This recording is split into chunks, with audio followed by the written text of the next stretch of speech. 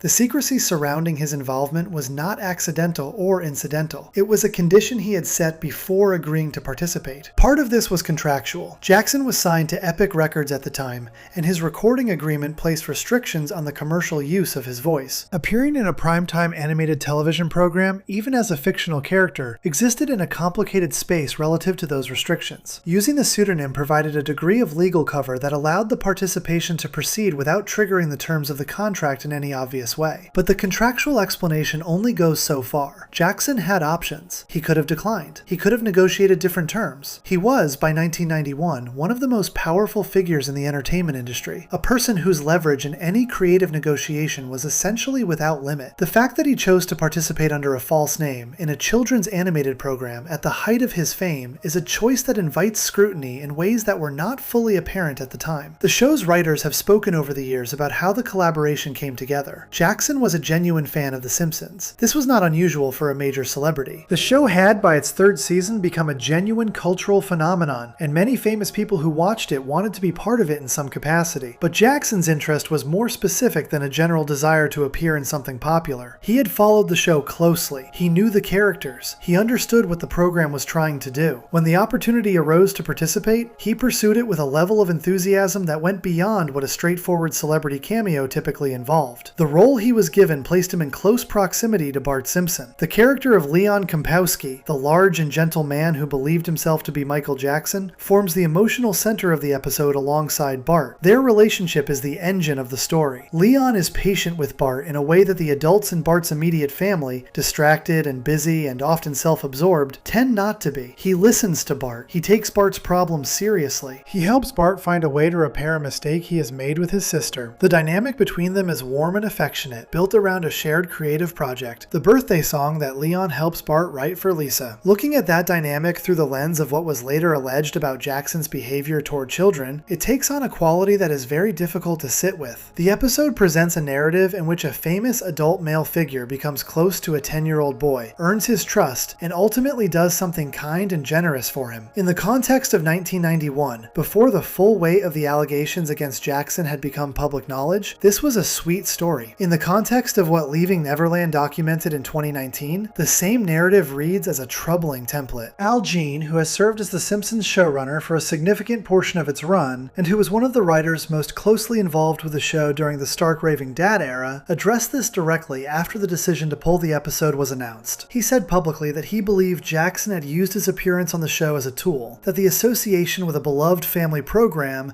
had served to reinforce an image of Jackson as a safe and nurturing presence around children. Jean used the word grooming, not in reference to any specific incident connected to the episode, but in reference to the broader pattern he believed Jackson's public appearances were designed to serve. That is a serious claim to make about a specific piece of television. Jean was not suggesting that anything inappropriate happened during the production of Stark Raving Dad. He was suggesting something more diffuse and perhaps more troubling, that the episode had functioned as a piece of image management, that Jackson's participation in a program watched by families and children had been a calculated contribution to a public persona designed to make him appear trustworthy in exactly the context where, based on the allegations, he was most dangerous. Whether that reading is accurate is something that cannot be definitively established. The decision-making inside Jackson's mind during the production of the episode is not available for examination. What is available is the pattern of his public behavior during the years surrounding his appearance on the show, his cultivation of relationships with child fans, his construction of a public identity built around childlike innocence and a special connection to young people, and the specific ways in which his celebrity was deployed to reinforce that identity. Jackson had, by the time Stark Raving Dad was produced, already built a public persona that placed children at its center in ways that were unusual even by the standards of a celebrity known for his eccentricity. His Neverland Ranch, a private estate in California, was designed and operated as a kind of permanent amusement park, complete with rides and animals and facilities that would attract and entertain children. Jackson spoke publicly and frequently about his love of children, framing it as an expression of his own difficult childhood, a desire to give others the innocence and joy that he felt had been taken from him too early. This framing was accepted largely without challenge during the late 1980s and early 1990s. It was seen as unusual but not sinister, as another expression of the genuine eccentricity that had always been part of his public identity. The Simpsons appearance fit neatly into this established public image. Here was Michael Jackson, the most famous entertainer in the world, choosing to spend his time and his voice on a children's animated program. Not for money, not for commercial exposure, but because he genuinely loved the show and wanted to be part of it. The narrative wrote itself. It was exactly the kind of story that reinforced the image Jackson had been carefully constructing. The image of a man whose relationship with popular culture was fundamentally innocent and childlike and generous. The episode also carried a detail that adds another layer of complexity to the whole situation. Jackson's speaking voice was used throughout the episode, but the singing, specifically the birthday song that serves as the episode's emotional climax, was not performed by Jackson. A singer named Kip Lennon provided the vocals. This was again a contractual matter, connected to the restrictions of Jackson's recording agreement. The result was an episode in which the most recognizable element of Jackson's public identity, his singing voice, was absent from the moment the episode most needed it. Kip Lennon has spoken about the experience in positive terms across the years, describing the work as meaningful and the collaboration as a genuine pleasure. He expressed understanding when the episode was eventually pulled, acknowledging that the circumstances surrounding the decision were serious enough to warrant it. His contribution to the episode, the birthday song for Lisa, is one of the elements that viewers from that era most consistently cite when they describe what made Stark Raving Dad memorable. The song worked. It landed emotionally in exactly the way the writers intended, and it did so using a voice that was not Michael Jackson's, behind a character that was and was not Michael Jackson, in an episode that was and was not about Michael Jackson. That layered ambiguity was part of the episode's design. The show never confirmed on screen that Leon was really Jackson. It never denied it either. The character spoke in a voice that clearly resembled Jackson's. He claimed to be Jackson. Homer, who had no idea what Michael Jackson actually sounded like, believed him completely. The audience was left in a middle space, knowing something the characters did not, which is one of the oldest and most effective tools in comedy. But that middle space also meant that the episode could not be pinned down as a straightforward Jackson cameo. It was something more slippery, something that existed in the gap between fiction and reality in ways that served the episode's comedy and, in retrospect, served other interests as well. James L. Brooks, in his public statement after the decision to pull the episode, described the behavior documented in Leaving Neverland as monstrous. He said that he had agreed with Groening and Gene that the episode could not remain in circulation. Brooks has a reputation for careful and considered public statements. The language he chose, monstrous, was not casual. It reflected a genuine reckoning with the implications of what the documentary had presented, and with what the show's own role in Jackson's public image management might have been. The question of what to do with art connected to people who have done terrible things is one that culture has been working through seriously for years, across multiple industries and in relation to multiple figures whose public reputations collapsed under the weight of allegations or proven conduct. The debate is genuine, and the positions within it are held thoughtfully by people who have considered the question carefully. Some argue that the work should be evaluated independently of the person, that the quality or meaning of a piece of art does not change based on what its creator or contributor later did or was found to have done. Others argue that this separation is philosophically impossible, that context is always part of meaning, and that the meaning of Stark Raving Dad changed fundamentally when the context surrounding it changed. A third position, less often articulated but worth considering, is that the separation question matters less than the platform question. The argument is not about whether the episode is good or bad, or meaningful or harmful in itself. The argument is about whether an entertainment company should continue to distribute and profit from content featuring the participation of a person credibly accused of serious crimes against children, in a context specifically involving children. That framing shifts the question from aesthetics and meaning to responsibility and institutional conduct, and it is on those grounds that the creators of the show ultimately made their decision. The birthday song that Leon sings for Lisa at the end of the episode is also no longer officially accessible. It was a piece of original music, written specifically for the show, performed specifically for it, and the voice on the recording is the voice of Kip Lennon rather than Michael Jackson. But the song is associated in the memories of a generation of viewers with a moment they remember as genuinely touching. That association does not disappear because the episode has been removed from official platforms. Memory is not subject to streaming rights. But the song cannot be streamed. It cannot be purchased. It cannot be played in any legal commercial context. For people who grew up with it, who remember it clearly, and who associated it with something warm and uncomplicated from their childhoods, its official absence is its own kind of loss, separate from the much larger and more serious reasons behind the decision that produced it. The broader legacy of Stark Raving Dad is harder to summarize than the legacy of most television episodes, precisely because it involves so many layers that pull in different directions. There is the episode itself, which by any honest assessment was well made, funny, and genuinely moving in its final act. There is the participation of Michael Jackson, which was remarkable as a cultural event in 1991 and became something else entirely after 2019. There is the decision to remove the episode, which was made quickly and has been maintained without public wavering by the people who made it. And there is the question, which has no clean answer, of what the episode's existence and its removal together tell us about how popular culture relates to the people it elevates, and what happens when those people are revealed to be something other than what their public image suggested. What the whole situation leaves behind is something more complicated than a simple story of an episode being removed for cause.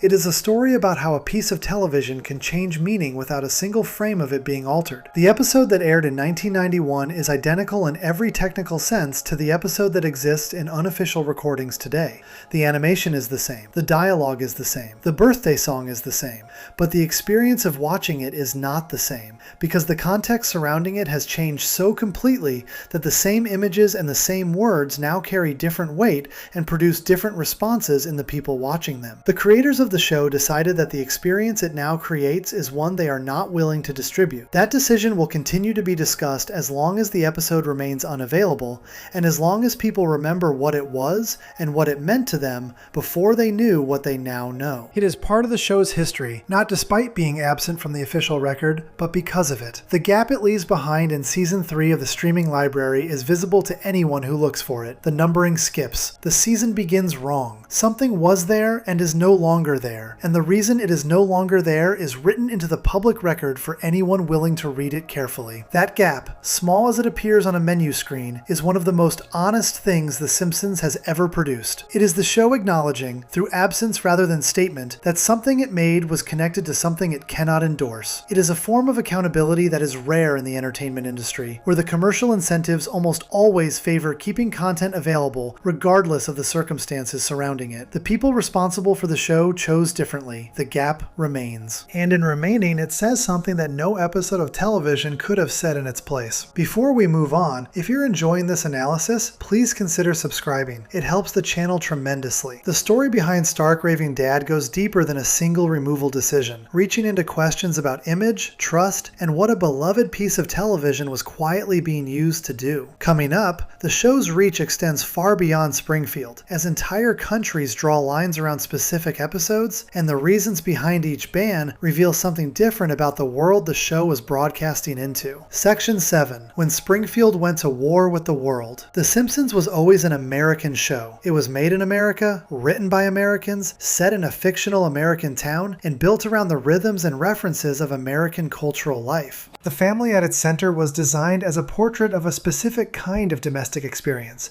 one rooted in the suburban middle class of the late 20th century United States. The humor came from a particular place, from a particular set of assumptions about how the world worked and what was worth satirizing within it. And yet the show became a global phenomenon in a way that very few pieces of American television ever managed. It broadcast into countries with entirely different histories, different cultural sensitivities, different relationships to the subjects the show chose to address. What read as gentle satire in one context landed as something more charged in another. What functioned as an affectionate joke about a specific cultural moment in America arrived somewhere else carrying implications the writers had never considered. The show's global reach was, in many respects, a testament to its quality and its ambition. But that same reach meant that certain episodes collided with certain audiences in ways that produced friction no one on the production side had anticipated. The result, across the show's long run, was a series of bans, restrictions, and forced edits that together form a kind of map of the world's fault lines. Each country that pulled an episode or demanded changes did so for its own specific reasons, and those reasons reveal something about the cultural and political pressures operating in each place at the time. Reading the bans together is less like reading a list of complaints and more like reading a document about the limits of what any single piece of art can navigate when it travels across enough different contexts. Japan was among the first countries to take issue with specific Simpsons content. The episode that drew the ban there was Little Big Mom from season 11, which aired in 2000. The episode's primary plot involves Lisa taking charge of the household while Marge recovers from a broken leg. When Homer and Bart ignore her efforts to maintain order, Lisa tricks them into believing they have contracted leprosy. She uses makeup to simulate the appearance of the disease on their skin, and the resulting panic drives both of them to comply with her demands. The joke works within the logic of the episode. Lisa's desperation, the absurdity of Homer and Bart's gullibility, and the lengths a child will go to in order to be taken seriously by the adults around her are all recognizable comic territory. But in Japan, the episode never aired. Leprosy, known there as Hansen's disease, carries a specific and painful cultural history that gives the subject a weight it does not carry in most Western contexts. Japan maintained legal segregation of people with Hansen's disease until 1996, policies that separated patients from their families and communities, and that have since been recognized as human rights violations. The government formally apologized for these policies. The wounds they left behind remained sensitive long after the legal framework that caused them was dismantled. In that context, an episode of a foreign cartoon using leprosy as the setup for a comedic deception, playing the disease as a punchline, was not something Japanese broadcasters were willing to put on air. The ban was immediate and has remained in place. The episode has never been broadcast in Japan through official channels. The reasoning behind the decision reflects something important about how historical trauma shapes the boundaries of acceptable humor, and how those boundaries can be invisible to people who did not live inside the history that produced them. The writers in Los Angeles who constructed that storyline were not thinking about Japanese segregation law,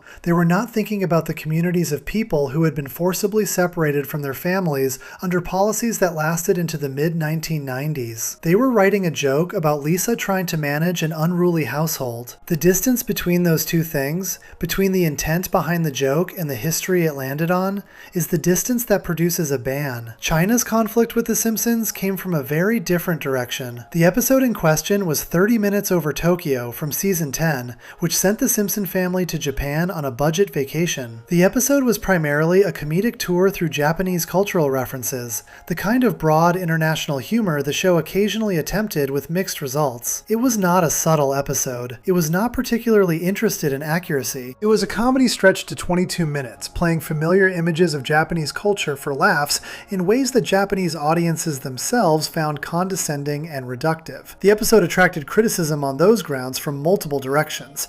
But the issue that made it specifically problematic for Chinese authorities was a brief scene set at a travel agency, where a wall map is visible in the background. The map depicted Taiwan as a separate country from mainland China, using a different color to distinguish it from the Chinese mainland. In the context of Chinese political policy, this was not a neutral cartographic choice. Taiwan's political status is one of the most sensitive subjects in Chinese foreign policy, and its depiction as a distinct entity on any map in any medium constitutes a political statement that the Chinese government does not accept and does not permit to be broadcast within its jurisdiction. The episode was banned in China. The reasoning, while specific to the map detail, reflected a broader principle that content entering China must conform to the political positions of the Chinese government, regardless of where it was produced or what its intentions were. This principle has affected many pieces of foreign media over the years, across film, television, and other formats. The Simpsons was not being singled out. It was simply one more piece of content that had, inadvertently or otherwise, crossed a line that Chinese authorities enforced consistently and without negotiation. The writers of 30 Minutes Over Tokyo almost certainly did not intend to make a political statement about Taiwan's sovereignty. The map was background detail, the kind of set dressing that fills an animated frame without anyone on the production side examining its implications closely. But the implications existed, regardless of the intent, and the consequences followed, regardless of the explanation. There is something instructive in that gap between intent and consequence. The Simpsons was a show that prided itself on its intelligence and its awareness. Its writers were educated people who paid close attention to the world they were satirizing. And yet, repeatedly and across different countries, the show produced content that landed in ways that its creators had not fully considered. The gap was not a failure of intelligence, it was a failure of perspective. The specific failure that comes from working within a single cultural context so thoroughly that the boundaries of that context become invisible. What is obvious to a person inside a particular history is not obvious to someone who has never lived inside it. The map in the travel agency was not an oversight in the conventional sense. It was the product of a room full of people for whom that particular political sensitivity simply did not exist as a category of concern. Brazil's relationship with The Simpsons produced a different kind of conflict entirely. The episode Blame It on Lisa from season 13 sent the family to Rio de Janeiro after Lisa sponsors a Brazilian orphan and then loses contact with him. Rio de Janeiro is depicted throughout the episode as a city overrun with crime, populated by dangerous monkeys, plagued by rat infestations, and serviced by taxi drivers who routinely kidnap their passengers. The jokes are broad. The satirical intent is not entirely absent. The episode is aware that it is exaggerating, but the exaggeration lands on a specific real city in a specific real country in ways that a purely fictional setting would not. Brazilian authorities and the Brazilian tourism industry responded with considerable anger. The Brazilian government's tourism bureau threatened to sue the show's producers. The depiction of Rio de Janeiro was described as defamatory, as a deliberate misrepresentation of a major city that would cause real harm to its reputation and to the industry that depended on that reputation. The lawsuit threat was serious enough to attract international media attention, though it ultimately did not proceed to the point of legal action. The show's producers did not issue a formal apology. They acknowledged the controversy and continued forward. What is interesting about the Brazilian response is not simply that it happened, but what it revealed about the assumptions embedded in the show's approach to international settings. The Simpsons had, across its run, satirized satirized American cities, American institutions, and American public figures with a freedom that came from operating within the culture it was describing. When it turned that same broadly satirical lens on a foreign city, the relationship changed entirely. The show was no longer working from the inside. It was broadcasting an image of somewhere else to an audience that largely would never visit, potentially shaping perceptions in ways that the people being depicted had no ability to correct or contest. A resident of Springfield, however fictional, has no grounds to object to how the show portrays their town. A resident of Rio de Janeiro is a real person living in a real place, and the image the show broadcast of that place reached a global audience before any correction could follow it. The show's travels through international settings produced other moments of cultural friction beyond those that resulted in formal bans or legal threats. An episode in which the family visits Japan, a different episode from the one that caused problems in China, depicted sumo wrestling and game show culture and a range of other Japanese cultural elements in ways that Japanese critics described as superficial and occasionally disrespectful. The episode aired and generated complaints but did not result in a ban, partly because the depictions, while careless, did not touch the specific legal or political sensitivities that the Taiwan map had triggered in China or that the leprosy storyline had triggered in Japan. The show's engagement with religion produced sustained friction across multiple countries and communities over many years. Episodes touching on Christianity, Judaism, Hinduism, and Islam each generated responses from communities who felt their beliefs had been handled without adequate care or understanding. The Simpsons was not a malicious show in its treatment of religion. It was, more often, simply careless, applying the same satirical distance to religious practice that it applied to everything else without fully accounting for the difference between satirizing a cultural institution and satirizing something that represents the deepest convictions of billions of people. The Apu situation deserves particular attention in this context because it developed differently from the other conflicts the show navigated. Apu Nahasapima Petalon, the Indian-American owner of the Quickie Mart, had been a regular character in the show since its earliest seasons. He was voiced by a white actor using an exaggerated Indian accent, and he was built around a set of cultural stereotypes that were, for most of the show's run,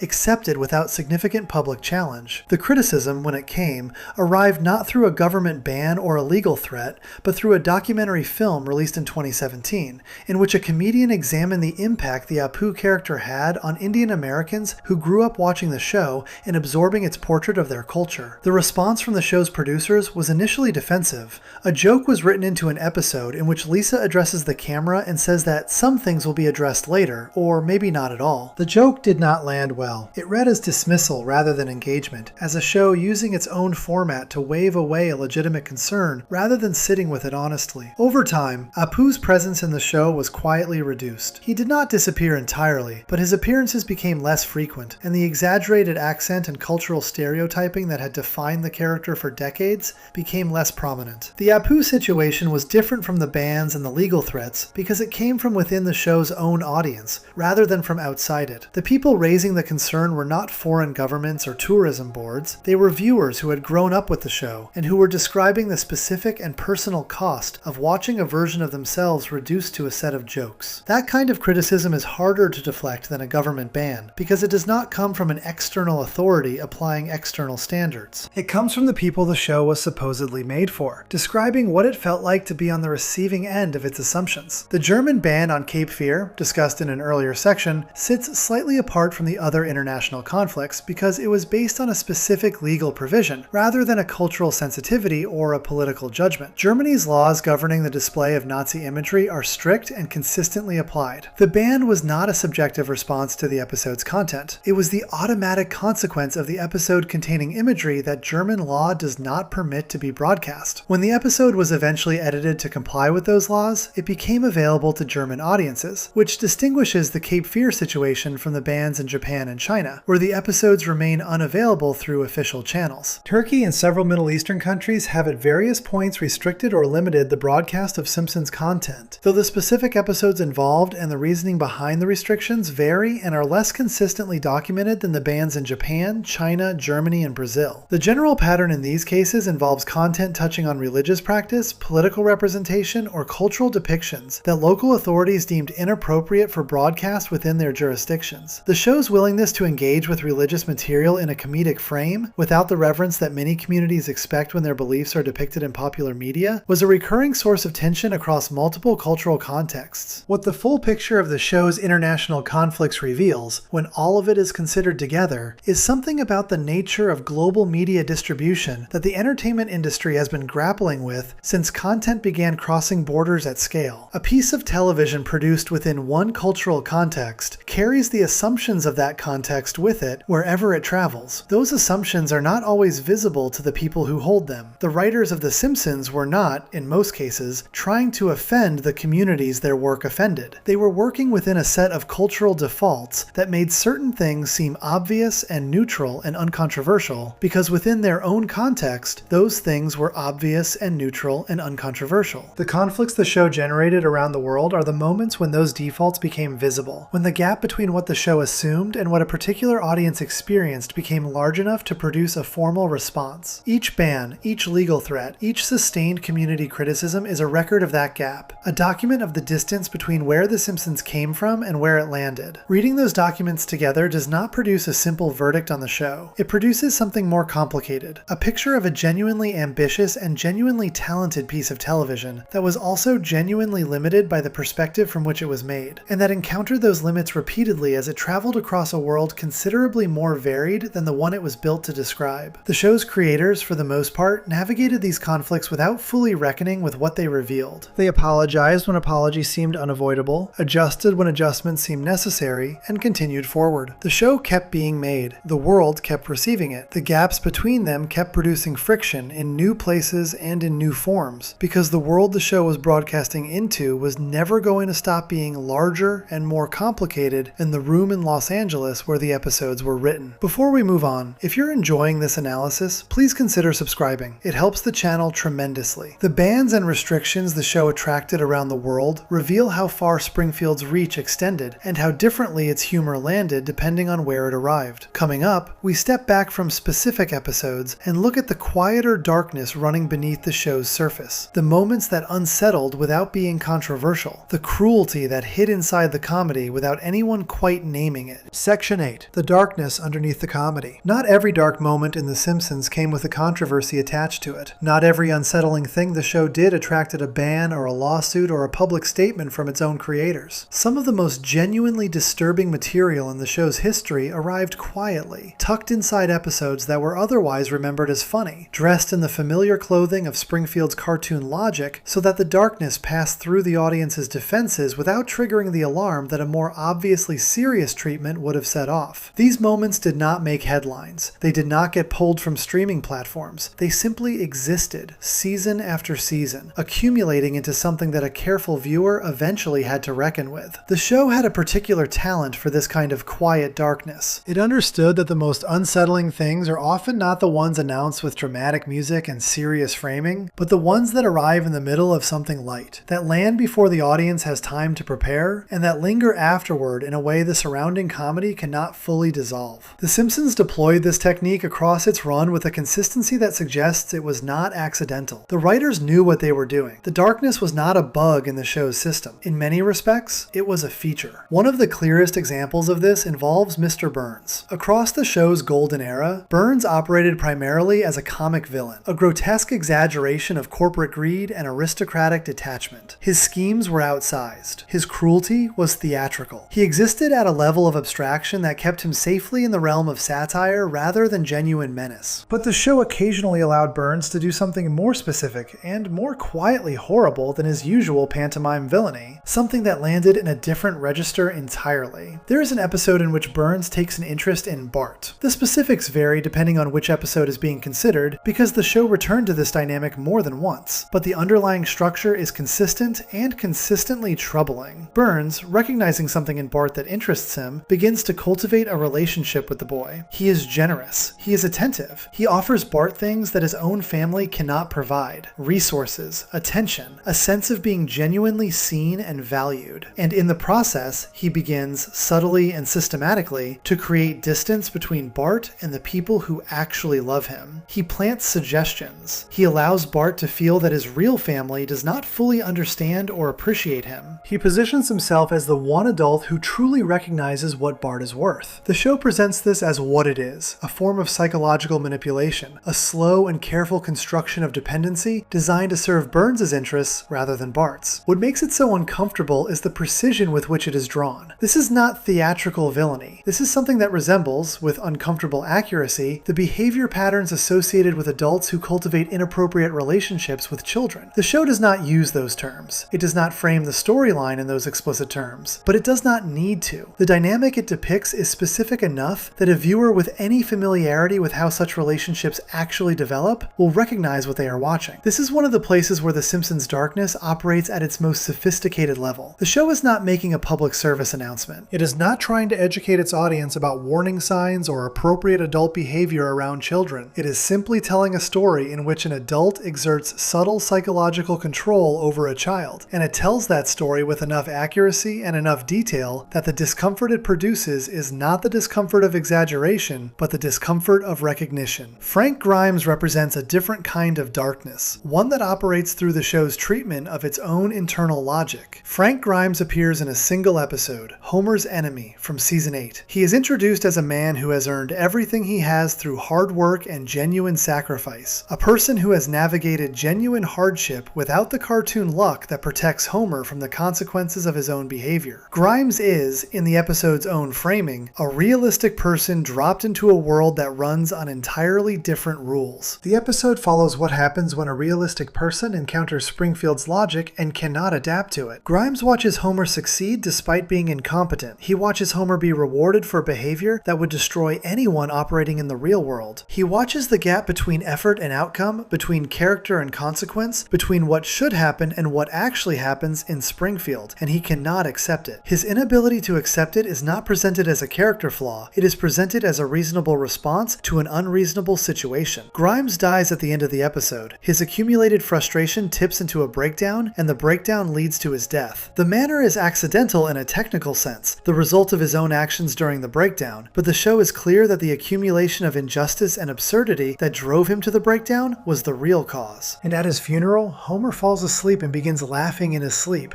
and the crowd laughs along with him, and the episode ends there. The man who represented the cost of living in Springfield's world is buried, and the world continues without acknowledging what it did to him. The episode has been discussed extensively over the years, and the discussions tend to center on what it means for the show's relationship with its own premise. Springfield, examined through Grimes's eyes, is revealed as a place where the normal rules of cause and effect do not apply, where a person who plays by the actual rules of the actual world will be destroyed by the gap between those rules and the rules governing this fictional one. That revelation is funny in the way that the darkest comedy is funny, the kind of funny that sits very close to something much less comfortable. Ned Flanders provides another register of the show's quiet darkness. Ned is constructed, across the early seasons, as a figure of gentle mockery. His relentless cheerfulness, his devout faith, his almost aggressively positive relationship with every aspect of his life position him as a comic foil for Homer's cynicism and self-absorption. The joke, repeated across many episodes,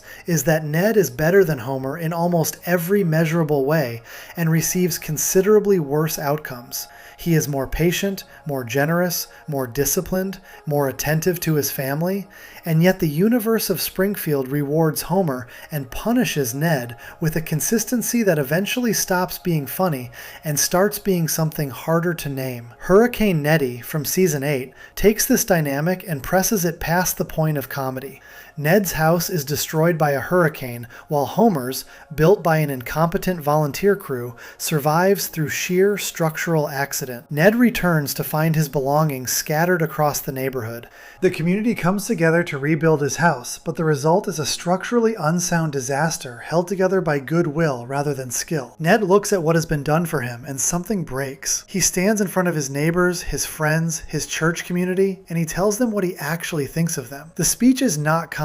It names things that had been building for years, resentments and frustrations that Ned's relentless positivity had been suppressing, and it unleashes them all at once. The aftermath sends Ned to a psychiatric facility where the deeper roots of his anxiety are examined. A therapist works through his childhood, his parents, the parenting philosophy they adopted that gave Ned no structure and no boundaries, and left him to manage the resulting anxiety through relentless suppression. The episode is remarkably direct about what it is doing. Ned Flanders, the show's most consistent consistently cheerful supporting character, is revealed to be a man held together by coping mechanisms that are barely functional, living in a community that has been quietly depending on his patience and goodwill without ever genuinely reciprocating it. The darkness in these storylines is not spectacular. It does not arrive with blood-written letters or bans from foreign governments or decisions by network executives. It arrives in the ordinary rhythms of Springfield's daily life, in the way the community treats its most vulnerable members, in the gap between how people present themselves and what is actually happening beneath the surface. The show understood, particularly in its best seasons, that this kind of darkness was more true to actual human experience than any of the more dramatic material it was also capable of producing. There is something in the structure of Springfield itself that rewards this kind of attention. The town is presented as a community, but it functions, when examined carefully, as something more ambivalent. It is a place where people are connected to each other without necessarily caring for each other, where proximity substitutes for genuine relationship, where the forms of community are present, but the substance is frequently absent. The moments when the show acknowledges this most directly are often its quietest and its most unsettling. Maud Flanders dies in season 11, struck by a t-shirt fired from a cannon at a racing event. The death was the result of a contract dispute with the actress who voiced the character, and the show handled it as it had to, quickly and with limited opportunity to build toward it dramatically. But what follows in subsequent episodes, the portrait of Ned navigating genuine grief in a community that is not equipped to sit with grief for very long, is some of the most quietly serious material the show produced in its middle seasons. Springfield does not know what to do with a person who is actually sad. It offers distraction and optimism and forward momentum, the same tools it offers for everything, and Ned receives them with the same patient exhaustion that has always defined him. The darkness underneath the comedy in The Simpsons is not hidden. It is there for anyone who watches carefully and does not look away when it arrives. The show built a world that was funny and warm and recognizable, and inside that world, it placed things that were not entirely comfortable, things that reflected aspects of human experience that comedy typically keeps at arm's length. That combination, the warmth and the discomfort held together in the same frame, is part of what made the show remarkable in its best years. It is also part of what makes returning to it, particularly with adult eyes, a different experience than the one most people remember having as children. Before we move on, if you're enjoying this analysis, please consider subscribing. It helps the channel tremendously. The quiet darkness running beneath Springfield's surface is visible in how the town treats its most vulnerable people, in the gaps between its comedy and what that comedy is built on top of. Coming up, the show steps outside its own fictional world entirely, as a series of moments from across its run appear to describe things that had not yet happened, in ways that have never been fully explained. Section 9. The predictions nobody wanted to be true. There is a specific kind of unease that comes from watching something predict the future. It is different from the unease produced by dark themes or disturbing content. It does not come from what a story does to its characters or how it handles difficult subject matter. It comes from something harder to categorize, from the feeling that a piece of fiction has somehow reached forward into time and touched something real before that real thing existed. Most people encounter this feeling occasionally, in a song that seems to describe something they had not yet experienced when they first heard it, or in a book that appears to anticipate something that happened years after it was written. It is an uncanny feeling, and it tends to pass quickly. With The Simpsons, it has not passed. It has accumulated. Over the course of more than 3 decades of television, the show has produced moments that appear, in retrospect, to describe events that had not yet occurred at the time of broadcast. Some of these moments are easy to explain.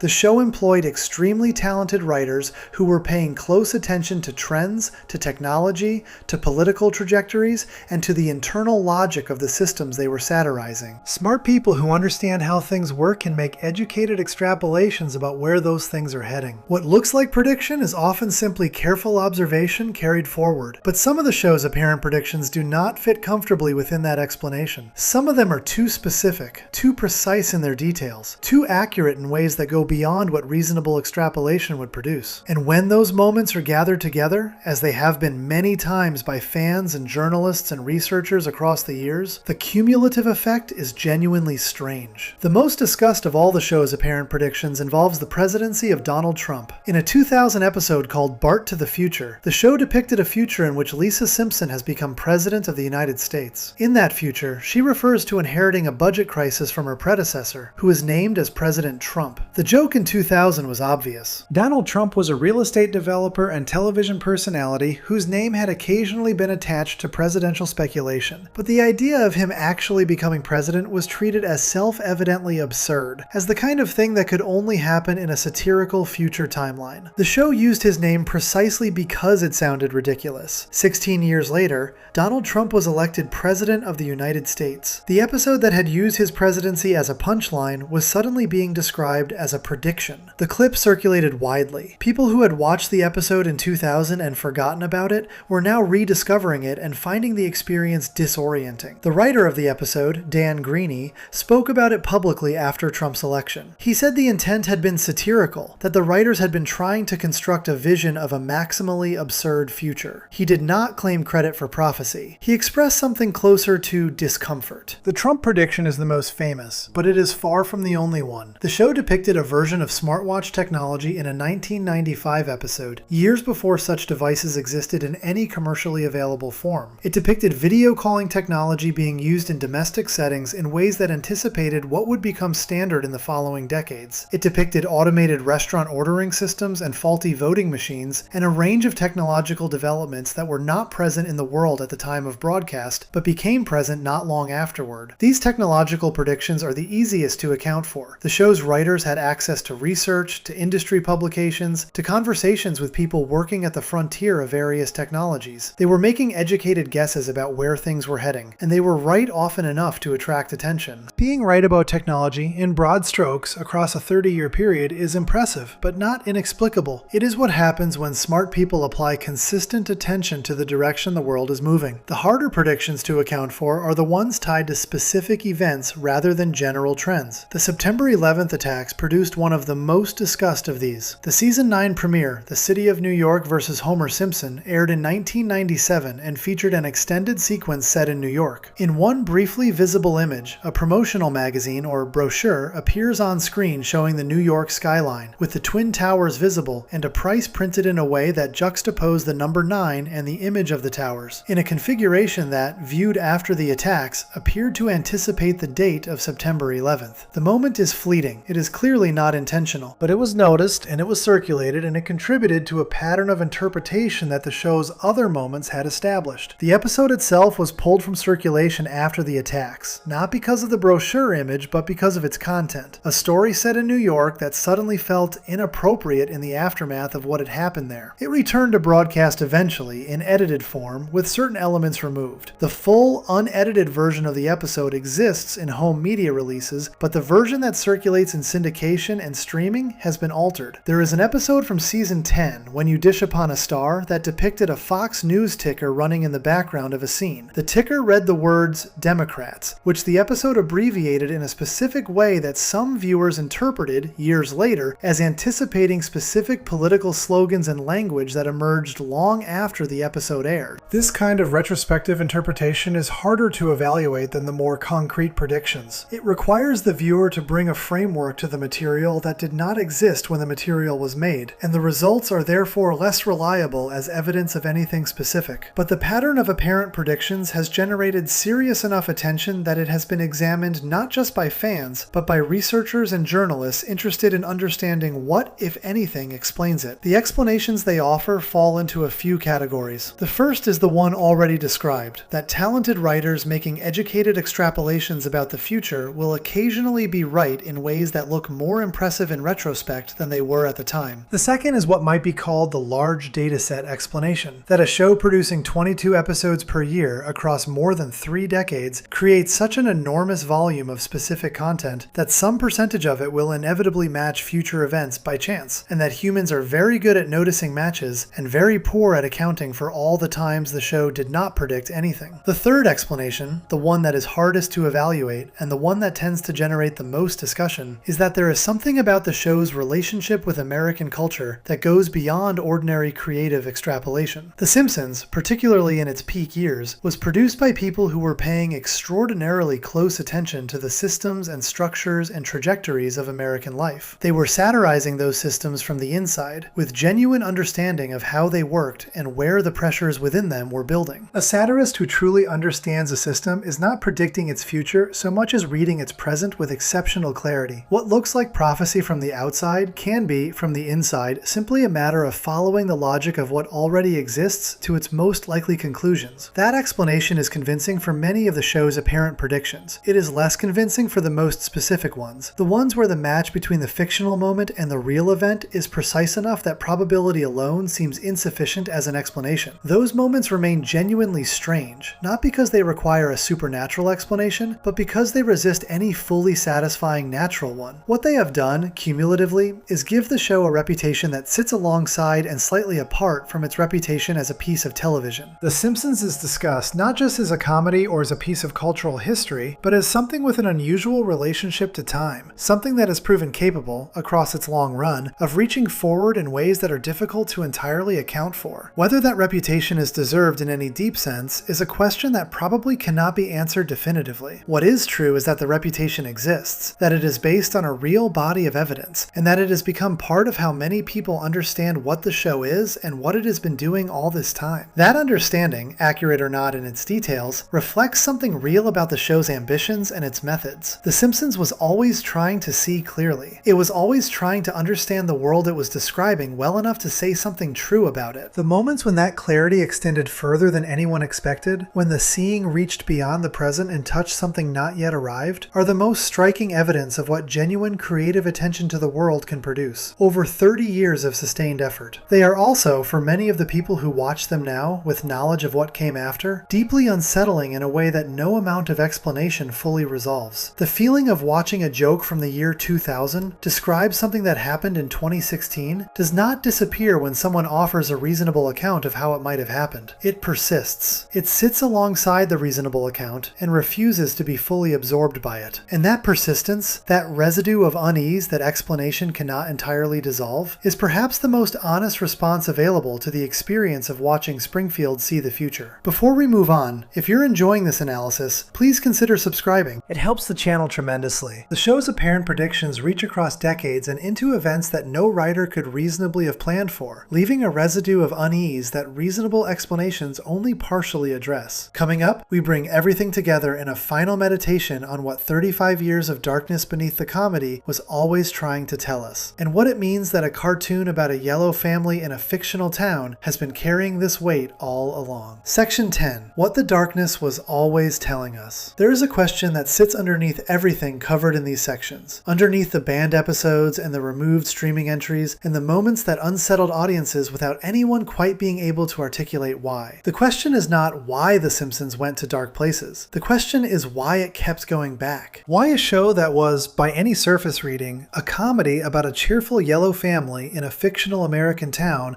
returned again and again across more than 3 decades to grief and cruelty and failure and loss. Why the darkness was not incidental to the show, but structural, woven into the fabric of Springfield itself, present in the earliest episodes and still present in the latest ones. The answer, when you sit with it long enough, is not complicated. It is just honest. The Simpsons was always a show about ordinary life. Not the ordinary life of adventure or aspiration or the kind of dramatic consequence that most television builds its stories around, but the ordinary life of people who are trying and failing and trying again within circumstances they did not entirely choose and cannot entirely control.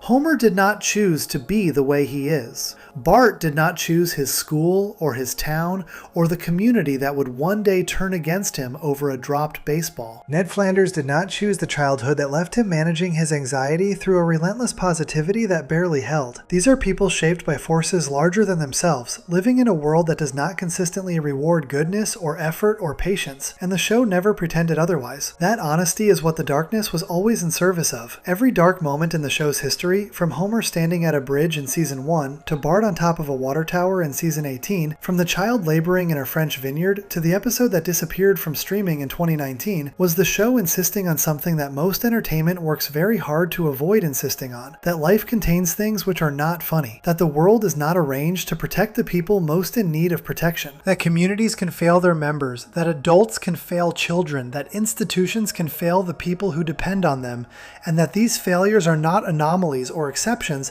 but ordinary features of the world as it actually exists. A cartoon was the ideal vehicle for this kind of honesty, and the people who made The Simpsons understood that from very early on. Animation creates a distance between the audience and the material that allows things to land which would be unbearable in a more realistic format. Watching a drawn child being kept as a slave in France is dark, but it is dark in a way that the audience can absorb without being overwhelmed, because the visual language of animation provides just enough remove. That remove is not a softening, it is a delivery mechanism.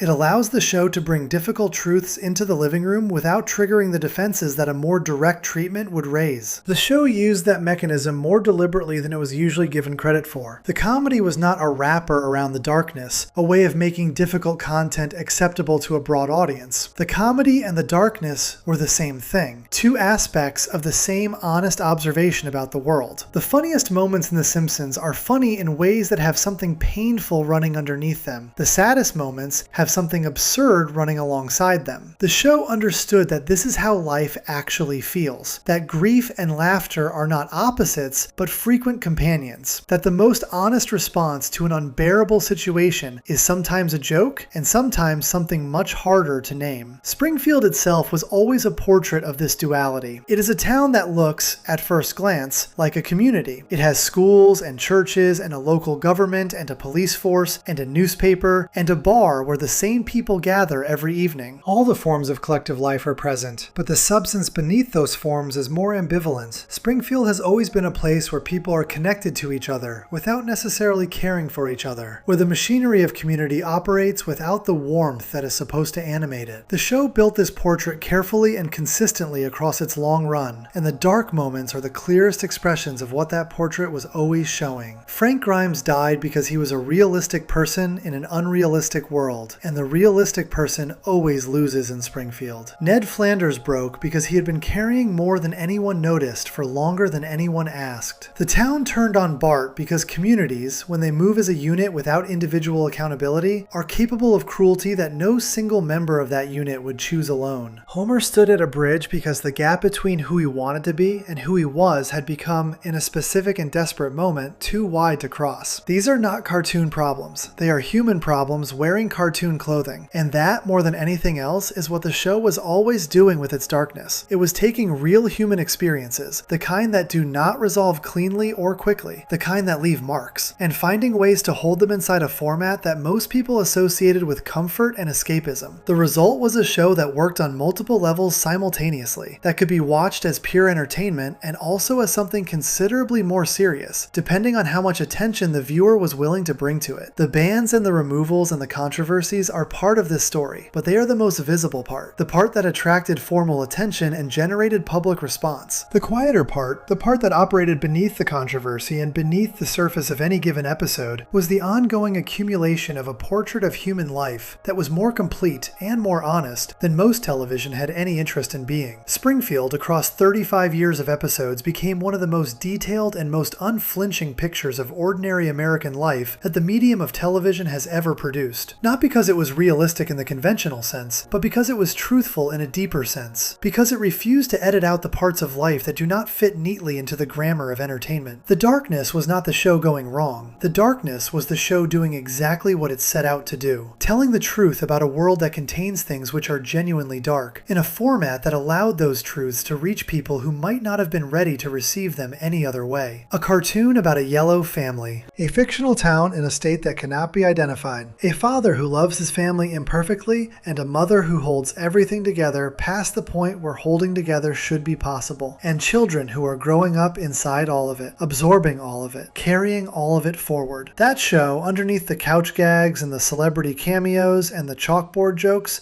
was always telling us something worth hearing. It was telling us that ordinary life is harder than it looks, that the people around us are carrying more than they show, that communities can protect their members or destroy them depending on choices that seem small in isolation and are enormous in their accumulation, that the gap between who we want to be and who we actually are is not a failure of character, but a condition of being human, and that living inside that gap with honesty and without too much self-deception is about the best any of us can manage. 35 years of a cartoon said that over and over in as many ways as it could find. Most people who grew up with it absorbed it without fully knowing they were absorbing it. They laughed, they watched, they grew up. And the show kept going, producing episode after episode long after most observers thought it had said everything it had to say, because the world it was describing kept producing new material, and because the people making it had not yet run out of ways to describe it honestly. The question of what keeps a show running for that long is one that critics and fans have been asking about The Simpsons for at least 2 decades. The easy answer is commercial success, that the show continued because it remained profitable, because it retained enough of an audience to justify the cost of production, because Fox had built its scheduling around it for so long that the show had become infrastructure rather than programming. That answer is true as far as it goes, but it does not go far enough. There are plenty of commercially successful shows that end when their creators feel they have nothing more to say. The Simpsons kept going in part because the world it was built to describe kept changing in ways that gave it new things to address. A show built around the observation that ordinary American life is harder and stranger and more morally complicated than it appears on the surface will always have new material to work with, because ordinary American life never stops being harder and stranger and more morally complicated than it appears on the surface. The darkness the show kept returning to was not recycled. It was renewed by the world outside the studio. Every decade brought new versions of the same fundamental tensions the show had been exploring since its first season. New forms of institutional failure, new ways for communities to fail their members, new pressures bearing down on ordinary families trying to hold themselves together against circumstances they did not choose. The show found those new forms and incorporated them, sometimes clumsily, sometimes with the precision that had defined its best years, but consistently and without abandoning the underlying commitment to honest observation that had always been its deepest value. Lisa Simpson is perhaps the character who carries this commitment most visibly across the show's long run. She is a child of genuine intelligence and genuine feeling, living in a world that has very little room for either. Springfield does not know what to do with someone who notices things clearly and cares about them genuinely. The town's response to Lisa, across hundreds of episodes, is a version of the same response it gives to anyone whose reality does not fit the comfortable patterns the community prefers. It ignores her, or it briefly celebrates her and then forgets her, or it turns on her when her observations become inconvenient. Lisa keeps noticing anyway. She keeps caring anyway. Her persistence in the face of a world that consistently fails to reward it is the show's clearest statement of what it believes. Not that persistence will be rewarded, because Springfield is not a world where persistence is reliably rewarded, but that persistence is worth something in itself, that seeing clearly and caring genuinely has value independent of whether the world around you validates it. That is a quiet and serious argument, and the show made it for 35 years through a 10-year-old girl with a saxophone and a political conscience and a family that loves her without always understanding her. The darkness and the warmth in The Simpsons were never in competition. They needed each other. The warmth would have been sentimental without the darkness to ground it. The darkness would have been unbearable without the warmth to make it survivable. Together they produced something that neither could have produced alone. A portrait of human life that was honest about difficulty and honest about love in equal measure, that held both things simultaneously without pretending that one canceled the other out. That is what the show was always telling us. In every banned episode, and every controversial moment, and every quiet scene that landed somewhere darker than anyone expected. It was telling us that the world is genuinely hard and genuinely worth being in, that the people around us are genuinely flawed and genuinely worth caring about, that the gap between what we hope for and what we get is real and painful, and also, somehow, the space in which everything meaningful happens. A yellow family in a fictional town said that for 35 years. Most of us were not fully listening, but the show kept saying it anyway, in every form it could find, waiting for the moments when we were ready to hear it. If you enjoyed this video essay, make sure to subscribe. Thanks for watching, and I'll see you in the next one.